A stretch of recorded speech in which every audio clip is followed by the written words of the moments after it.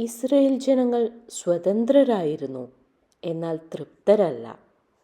സംഖ്യാപുസ്തകം 11-ാം അധ്യായത്തിൽ അവർ പരാതി പറയാൻ തുടങ്ങി.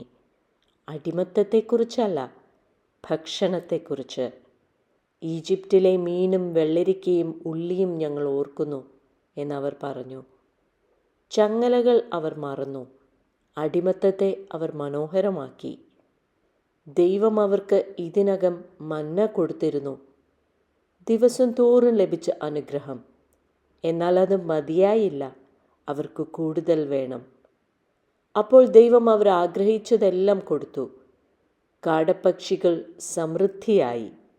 എന്നാൽ ഇതാണ് മുന്നറിയിപ്പ്: അവർ ചോദിച്ചതെല്ലാം ലഭിച്ചു, പക്ഷേ അതിന് വില കൊടുക്കേണ്ടി വന്നു. ആ സ്ഥലത്തിന് പേര് കിബ്രോത്ത് ഹത്താവ, ആഗ്രഹങ്ങളുടെ കല്ലറ. നിയന്ത്രണമില്ലാത്ത ആഗ്രഹം നിന്നെ നിന്നിടത്ത് തന്നെ അടക്കം ചെയ്യാം.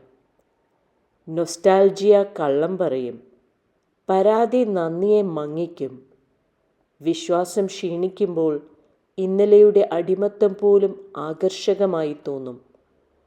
ദൈവം വിശ്വസ്തനാണ്, എന്നാൽ ആഗ്രഹം വിശ്വാസത്തെ മാറ്റി സ്ഥാപിക്കാൻ അവൻ അനുവദിക്കില്ല.